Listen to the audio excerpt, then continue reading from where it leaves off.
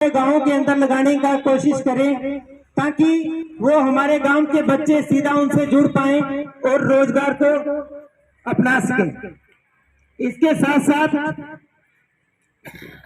जो साथी नशा छोड़ रहे हैं उनको सहयोग करने के लिए हमारे एमबीबीएस हमारे हॉस्पिटल में डॉक्टर पंकज शर्मा जी, उनका काफी सहयोग रहा। वो समय समय पर हमारे पास आते रहे, हमारे पीछे भी कैंप लगते रहे हैं नशा मुक्ति के।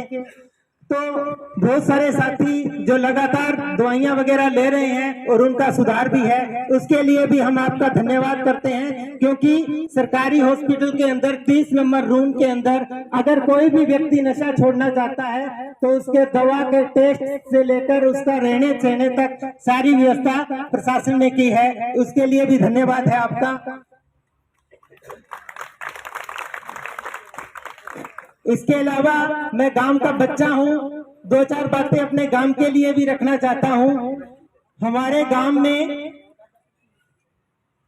राजकीय वरिष्ठ माध्यमिक विद्यालय बणी के 2 अध्यापक गांव से दूसरे विद्यालय में भेजे हुए हैं।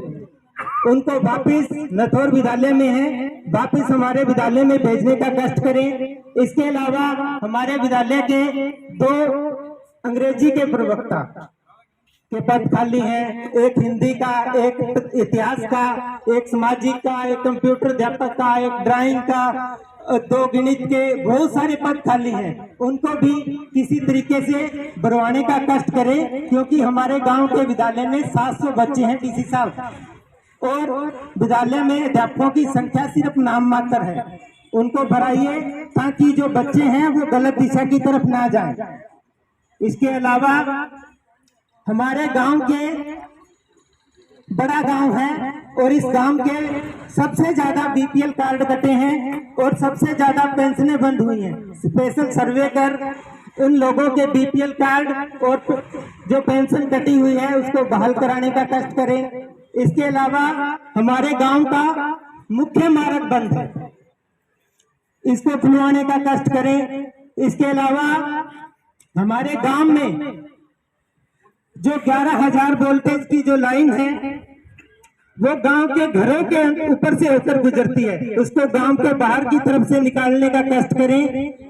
और ज्यादातर हम देखते हैं जिस भी गली में जाते हैं खंभों की हालत बहुत खस्ता है, कुछ टूटे हुए हैं, कुछ टूटने वाले हैं। इन सब खंभों को बदलवाने का कष्ट करें। इसी के साथ आप सब यहाँ पर आए, हमारी बात को ध्यानपूर्वक सुना और हम कोशिश करेंगे इसके ऊपर अमल करेंगे। और एक आपकी तरफ से विभाग को निर्देश, नशा बेचने वालों को हौसला इसलिए बढ़ता है कि उनको पता है कि हमने धन बल कमाना है और हमारे पीछे बड़ी बड़ी ताकतों का हाथ है। हम उन बड़ी ताकतों को तो नहीं रोक सकते, लेकिन हम इस पर कानून का निर्माण कर सकते हैं। वो ये कि जो भी नशा का सौदागर है या नशे का व्यापारी है उसकी सारी संपत्ति जब्त करवाने का कानून बनाए। कोई नशा बेचने की हिम्मत भी नहीं करेगा तो नशा खरीदने वाला बेचारा क्या करेगा। इसी के साथ साथ आपने हमारी बात को उनका पालन करेंगे, उनको करवाने का कष्ट करेंगे। धन्यवाद। श्री कृष्ण कुमार डीसी साहब और प्रशासनिक अधिकारी जितने भी हैं सबका हार्दिक अभिनंदन। ग्रामवासियों, माताओं, बहनों,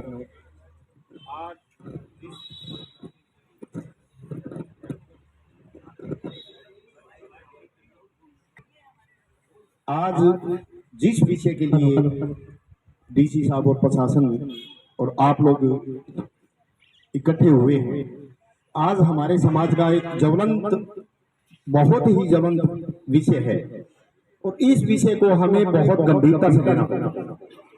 इसी कड़ी में जैसा कि काफी अब तक कुछ लोगों को पता है नहीं है, सरकार इस विषय पे बहुत ज्यादा गंभीर है।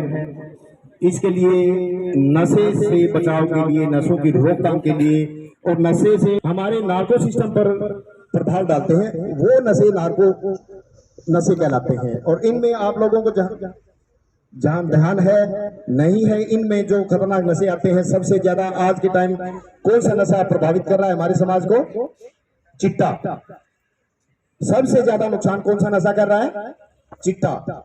तो इस चिट्टे के अलावा भी बहुत सारे नशे ऐसे हैं जो हमारे समाज को, हमारे युवाओं को, खास करके जो हमारी युवा पीढ़ी है, जो आने वाला देश का भविष्य है, उसको जो है वो कमजोर कर रहे हैं।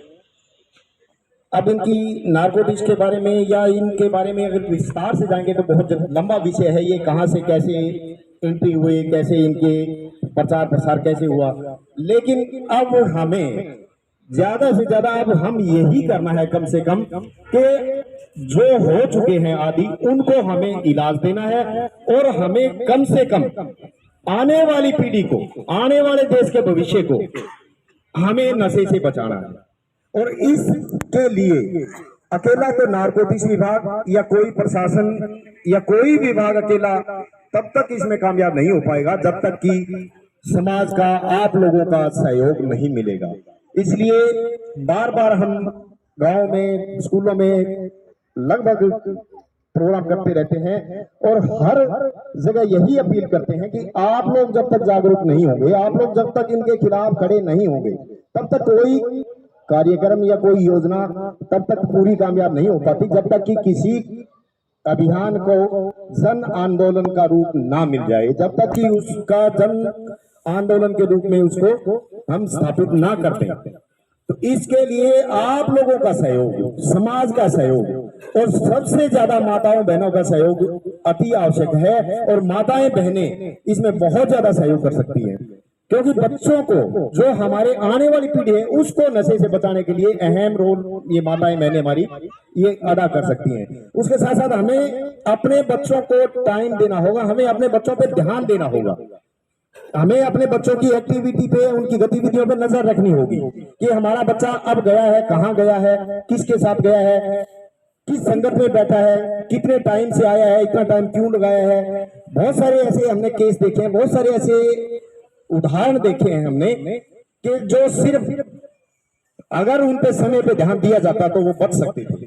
लेकिन हम क्या सोचते हैं, गांव में थोड़ी सी एक सच्चाई कहना चाहता हूं, मेरा बच्चा भी अब नशा कर रहा है और मुझे कोई कहता है, मेरा साथी कहता है या गांव का कहता है कि भी आपका बेटा नशे की तरफ जा रहा है, तो मैं उसको अन्यथा लेता हूं, उल्टा लेता हूं। नहीं नहीं, मेरे जिस तरह बागड़ी में कहते ना ना मेरे छोर नाम ना ले दियो भाई, क्यों यही बात कहते हैं ना बुजुर्गों, है ना ऐसा? तो हमें क्यों माताओ, है ना ऐसा?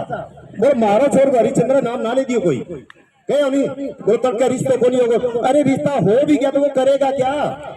दो घर खराब करेगा। इसलिए हमें जागरूक होना है। मैं किसी को कुछ ऐसा वो नहीं कहना चाहता, लेकिन जब तक हम गंभीर नहीं होंगे, मेरा बच्चा है तो मेरे बच्चे के बारे में बताएं, किसी का बच्चा है उसके बारे में बताएं। अगर वो अन्यथा लेता है तो वो उसकी आगे उसका कर्म है या किस्मत है, लेकिन हमारा फर्ज बनता है कि हम उसके बारे में उसको जागरूक करें, बताएं कि वो गलत संगत में जा रहा है, वो गलत जगह बैठा है। अगर कोई गलत नशा कहीं सप्लाई हो रहा है, कहीं बैठ के कहीं ऐसा आदान प्रदान हो रहा है, कहीं बैठ के नशा करते हैं, उसके बारे में आप प्रशासन को सूचित करें।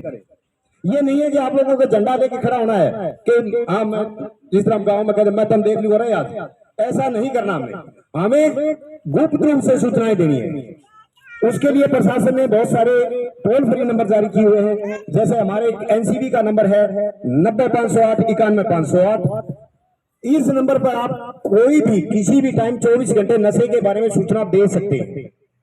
बस थोड़ा सा इतना ध्यान रखें कि सूचना सच्ची हो, ताकि प्रशासन का जो है समय फिजूल में बर्बाद ना हो और लोगों को फायदा ना मिले, क्योंकि अगर खाली रेड होती है तो दूसरों को फायदा मिलता है उसका। इसलिए बार बार ये निवेदन है, बार बार ये गुजारिश है आप लोगों से।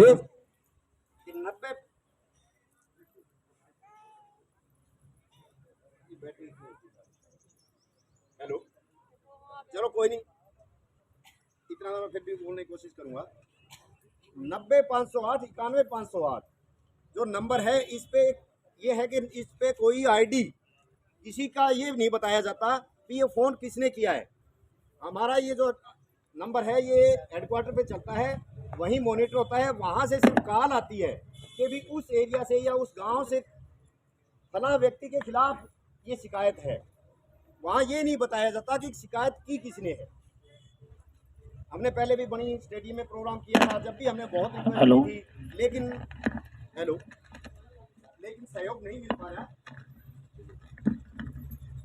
हमने बहुत रिक्वेस्ट की थी, स्टेडियम में बच्चे खेल रहे थे, उनसे मिले थे, हम प्रोग्राम किया था हमने, लेकिन जब तक आप लोग सहयोग नहीं करेंगे, आप लोग जब तक इसके खिलाफ खड़े नहीं होंगे, ये नहीं है कि वो बुराई आज उधर है, कल इधर है, आज दूसरे घर में, कल को हमारे घर में भी आ जाएगी।